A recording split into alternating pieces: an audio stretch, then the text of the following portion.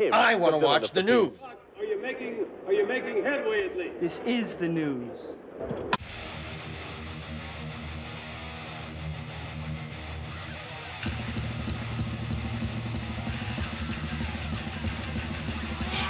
SHMACKEMAGOB, it's time for the only news that matters.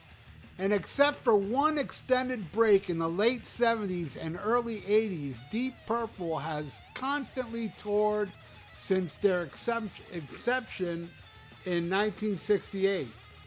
And from 1970 to 1976, they were certainly one of the hardest touring rock bands due to their popularity being at their absolute performance peak.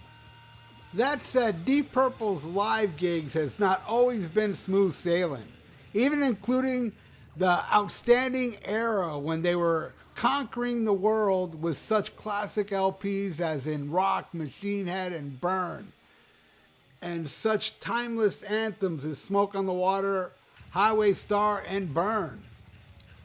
Here we take a look at some of the most memorable Purple shows of the 70s, but memorable for all the wrong reasons. All right, on January 25th, 1975, Deep Purple was set to headline a massive festival in Australia. Sunbury 75 it was called. However, according to David Coverdale's words in the 2020 book A Rock and Rollin' Man Bon Scott Remembered, a fight broke out on stage. He said, "But as we were leaving, the promoter put us in like 5 purple Rolls Royce, and I go, what's this? I thought we were finishing the show." And he said, "We are." Apparently, what had happened was these ballsy young guys called AC/DC had jumped on stage, plugged into our stuff, and started jamming. And our crew were big, beefy guys.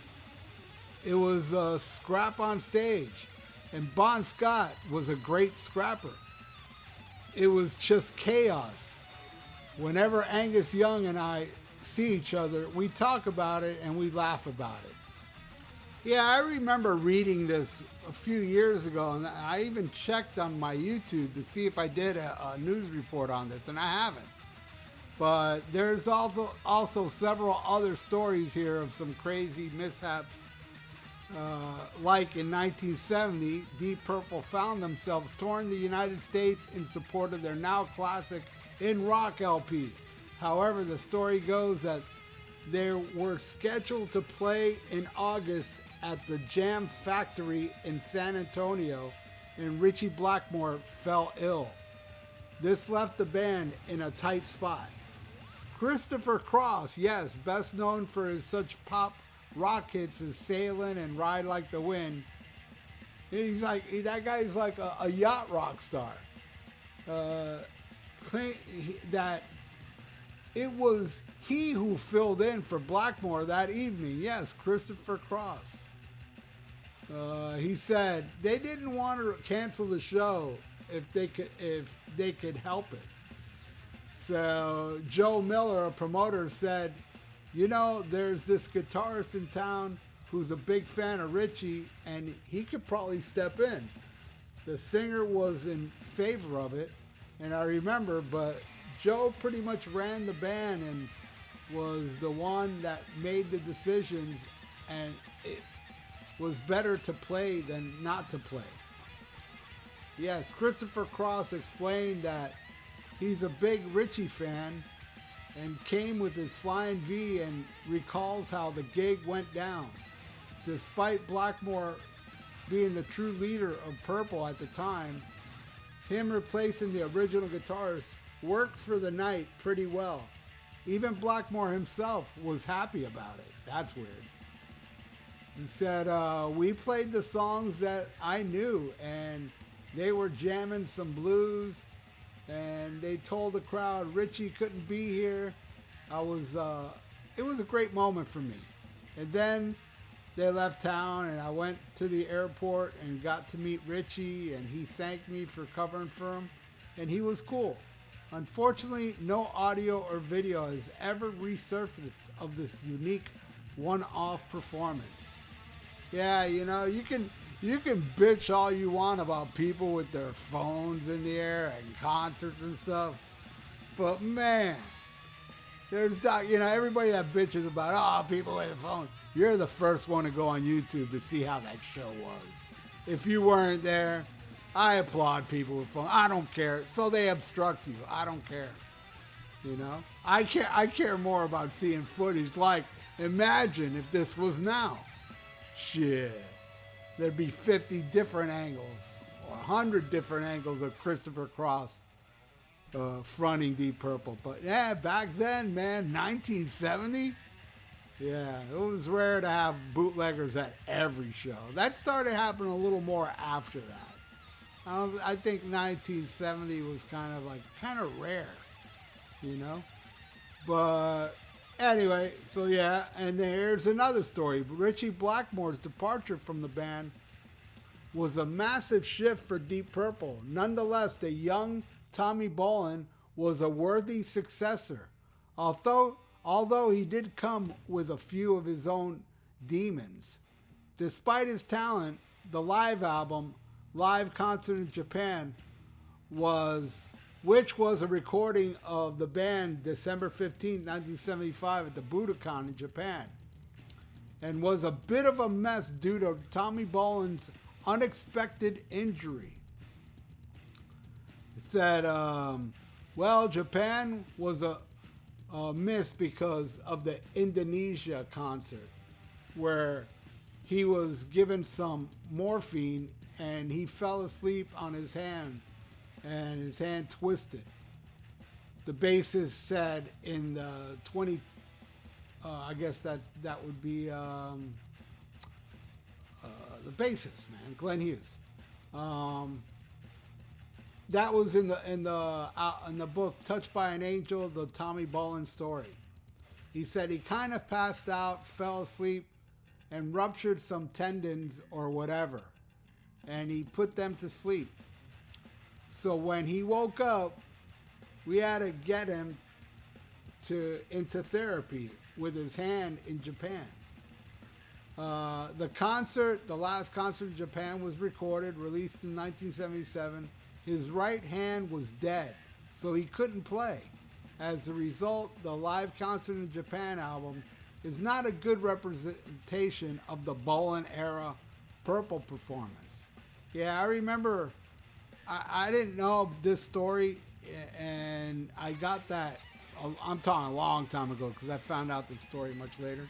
I got back in my VHS tape trading days, I got the Japan concert with Tommy Bolin, not knowing he was having that problem, and I'm looking at the show, I'm like, why ain't he playing solos? What the hell? What is this? You know, and now I know. All right, two more stories. Audience storms the stage at this one, with ZZ Top and Ronnie James Dio fronting Elf also on the bill. Deep Purple was set to play an outdoor show on June 12, 1973. However, despite the fantastic combo of bands, Mother Nature decided to intervene at a very bad time. With a serious storm on the horizon, the decision was made that Deep Purple would not perform. Expectedly, the crowd didn't take to that one bit, and Elf guitarist Dave Rock Feinstein, who later went on to form The Rods, an amazing band, was there to witness the whole chaos unravel. Said, after ZZ Top finished, they made their announcement that the show was canceled. The stage was stormed, and a lot of the equipment was pulled off stage and destroyed. You know, some of ZZ Top stuff, Deep Purple had rented some keyboard stuff, and they were pulled off. The guys from Elf were lucky enough to have their precious gear untouched. Fortunately, our stuff got put in the truck, Feinstein added, and there had never been another concert in that place since, ever. No video news footage apparently exists of the event. Of course no video exists, because nobody back then had phones, you know, filming everything that annoys everybody. But boy, I wish people with phones were annoying people at that show. I wish people with phones were annoying people when AC/DC and their crew got in a fight on stage with the Deep Purple crew. Yeah, none of those phones were there, because those annoying people weren't born yet. But all right, so let's end this Deep Purple thing with the grand finale is the Blackmore California Jam thing. It says here, as it's been reported over the years numerous times, Blackmore is an extremely unpredictable fella. And as Glenn Hughes once recalled while speaking to Ultimate Guitar, he's unpredictable. It resulted in one of the most memorable and dangerous onstage stunts he ever witnessed. Yeah, I think so, yeah. I don't think anything else could top that one, man. Anyway, he said, all I know is that the festival was running an hour ahead, so it was running quickly. And Sabbath had just finished, and they were asked to go on right after them. And we had a contract saying that we will go on at sunset, and it wasn't sunset. It was still sunny. And Blackmore had a meltdown, as you can remember, and he wouldn't play. So for 45 minutes, they were trying to get him in the trailer. And they finally broke in there, and he wasn't dressed to go on stage. And basically, he was forced to go on stage. Consequently, the air in the camp was now dark. When he was dark, it was all off. So we were on stage, and it was an incredible, aggressively loud show, but we didn't have any idea he was going to pour gasoline on his amplifiers. We had no idea. And as you all know by the famous footage, I mean, explosions happen, almost knocks Blackmore off the stage. Incredible stuff, man. Yeah, Richie Blackmore, my hero. I don't care how much of a dick he is. I really don't care. So what? He's a genius. You know, guy wrote Stargazer, brah. You know, Child in Time. He's a genius. Pictures of Home. Burn! One of the greatest riffs ever. But anyway, hey, this is the only news that matters, because it matters all this wacky shit Deep Purple went into, and yeah, Blackmore was pretty much involved with almost all of it. But hey, what do you all think of the great Deep Purple and Blackmore and all the wackiness and the brawl that nobody filmed in 1974? You know, let me know what you all think in the comments below, and thank you so much for watching The Only News That Matters. Please subscribe to my channel if you haven't. Ring that little notification bell and like the video. It's good for the YouTube algorithms. So stay frosty. Listen to Self-Portrait by Rainbow and SHMACKEMAGOB. Farewell and adieu to you fair Spanish ladies. Farewell and adieu, you ladies of Spain.